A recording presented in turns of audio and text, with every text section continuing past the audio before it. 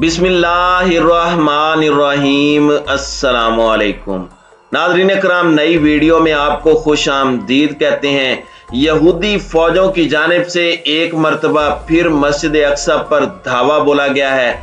इस धावे में 152 फलस्तीनी जख्मी हुए हैं, जबकि 300 फलस्तीनियों को गिरफ्तार किया गया है। मस्जिद में मौजूद नमाजियों पर शेलिंग और रबड़ की गोलियां बरसाई गई हैं, जबकि इमारतों के अतराफ में यहूदी फोर्सेस ने कंट्रोल संभाल लिया है और इस इलाके को सील कर दिया गया है।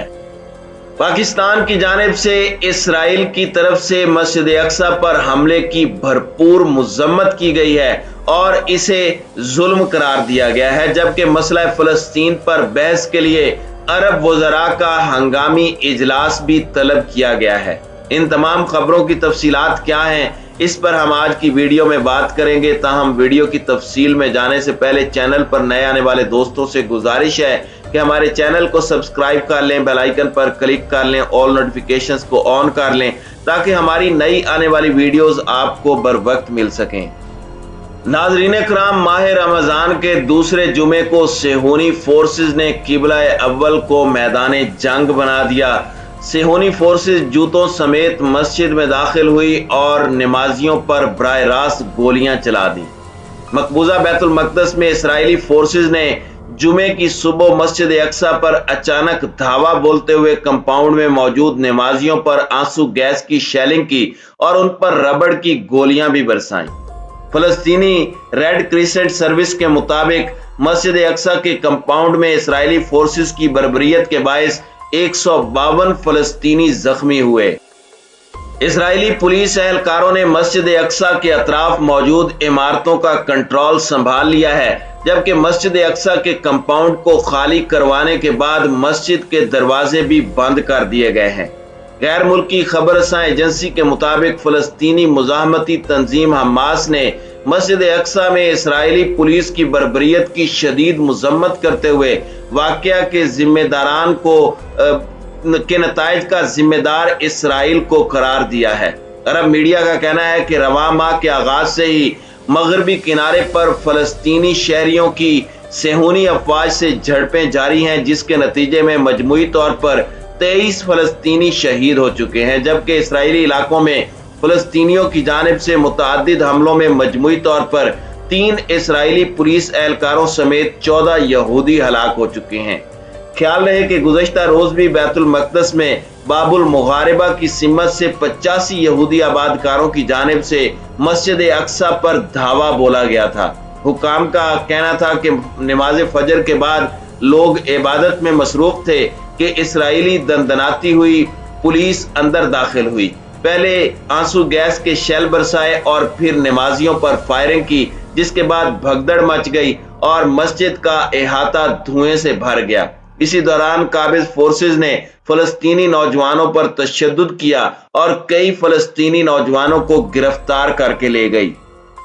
नाज़रीन कराम, ताज़ा तरीन झड़पें इसराइल और मकबूजा मगरबी किनारे में 3 हफ्तों तक जारी रहने वाले हलाकत खेज तशद्दुद के बाद हुई हैं। ये झड़पें ऐसे वक्त में हुई हैं जब यहूदियों, ईसाइयों और मुसलमानों के अहम अय्याम एक साथ मनाए जा रहे हैं। यहूदियों का त्यौहार ईद फसा, ईसाइयों का त्यौहार ईस्टर और मुसलमानों के लिए मुकद्दस महीना रमजान जारी है, जिसमें वो रोजे रखते हैं।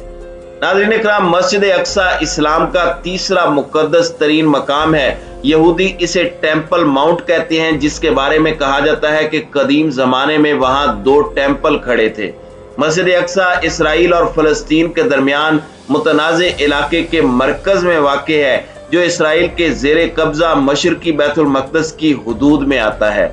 इसराइल और उर्दन मकबूजा बैतुल मक़दस में मुक़द्दस मकामात के निगहबान के तौर पर काम करते हैं। उन्होंने रमज़ान शुरू होने से पहले गुज़श्ता साल के तशद्दुद को दोहराने से बचने की कोशिश के सिलसिले में मुज़ाकरात को तेज किया था। गुज़श्ता साल माह रमज़ान के दौरान मकबूजा बैतुल मक़दस में झड़पों के नतीजे में गजा की पट्टी पर इसराइल की जानिब से 11 दिन तक तबाहकुन हमले हुए थे। नाज़रीन कराम, इसराइल ने मगरबी किनारे में इजाफी फौज तैनात की है اور یہودی ریاست میں 4 مہلک حملوں کے بعد مقبوضہ علاقے کے ساتھ موجود اپنی دیوار اور باڑ کی رکاوٹ کو مزید مضبوط کر رہا ہے۔ گزشتہ 3 ہفتوں کے دوران ہونے والے حملوں میں زیادہ تر عام شہری مارے گئے ہیں۔ 22 مارچ سے اب تک ہونے والے حملوں میں کل 14 افراد جاں بحق ہو چکے ہیں۔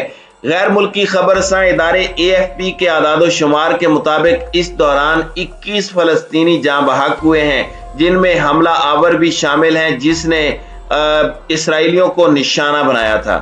جمعرات کے روز اسرائیل نے اعلان کیا تھا کہ وہ جمعے کی سپہر سے ایک ہفتے تک چلنے والے عید فصح کے تہوار کی پہلی 2 راتوں تک مغربی کنارے اور غزہ کی پٹی سے آمد و رفت کو روک دے گا اور ممکنہ طور پر چھٹیوں کے باقی دنوں میں بھی آمد و رفت کو بند رکھے گا۔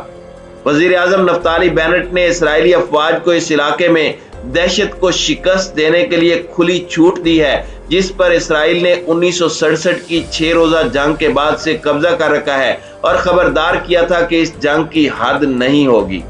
ناظرین اکرام، اسرائیل میں کچھ حملے اسرائیل کے عرب شہریوں کی جانب سے کیے گئے جو اسلامک اسٹیٹ گروپ سے منسلک تھے یا ان سے متاثر تھے، جبکہ باقی حملے فلسطینیوں کی جانب سے کیے گئے۔ ان حملوں پر حماس اور اسلامی جہاد سمیت عسکریت پسند گروپوں کی جانب سے خوشی کا اظہار کیا گیا۔ جمعرات کو اسرائیلی فورسز کی جانب سے مغربی کنارے کے علاقے ضلع جنین میں تازہ حملوں کے دوران 3 فلسطینی جاں بحق ہوئے تھے۔ گزشتہ روز مقبوضہ مغربی کنارے میں اسرائیلی فوج کے چھاپوں کے دوران 2 فلسطینی شہری جاں بحق ہو گئے تھے۔ فلسطینی وزارت صحت کے مطابق واقعہ ان سرگرمیوں کے دوران پیش آیا جسے اسرائیلی فوج نے انسدادی دہشت گردی کی سرگرمیاں قرار دیا تھا۔ ناظرین اکرام، پاکستان نے اسرائیل کے زیر قبضہ فلسطینی علاقوں میں حالیہ صورتحال پر شدید تشویش کا اظہار کیا۔ دفتر خارجہ کی جانب سے جمعے کو جاری بیان کے مطابق اسرائیلی فوج کی جانب سے ماہ رمضان میں مسجد اقصی پر دھاوا انسانی اقدار اور انسانی حقوق کے قوانین کی خلاف ورزی ہے۔ بیان میں مزید کہا گیا کہ رپورٹس کے مطابق جمعے کو مسجد اقصی پر اسرائیلی فوج نے دھاوا بولا جس میں 152 فلسطینی زخمی ہوئے اور 300 کو حراست میں لے لیا گیا۔ پاکستان نے عالمی برادری سے مطالبہ کیا ہے کہ فوری اقدامات اٹھاتے ہوئے فلسطینیوں کی زندگی کو محفوظ بنایا جائے اور بین الاقوامی قوانین اور اقوام متحدہ کے چارٹر پر عمل درآمد کیا جائے۔ پاکستان نے فلسطینیوں کی جدوجہد کی غیر متزلزل حمایت کا اعادہ بھی کیا ہے۔ بیان میں مزید کہا گیا کہ پاکستان اقوام متحدہ اور OIC کی قراردادوں کے تحت فلسطینی عوام کے حقوق اور حق خود ارادیت کے حصول کے علاوہ 1967 کی سرحدوں کے اندر آزاد اور خود مختار فلسطینی ریاست کی حمایت کرتا ہے جس کا دارالحکومت القدس ہوگا۔ دوسری جانب مسئلہ فلسطین پر بحث کے لیے عرب وزرائے خارجہ کا ہنگامی اجلاس آئندہ پیر کو مصر میں ہوگا۔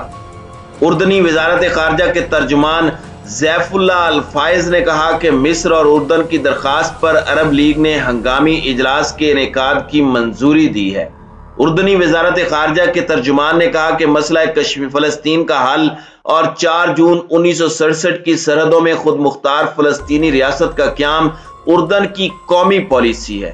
انہوں نے مزید کہا کہ دراصل مسئلہ فلسطین کے ساتھ جو کچھ ہوتا ہے اس کا براہ راست اثر اردن پر پڑتا ہے۔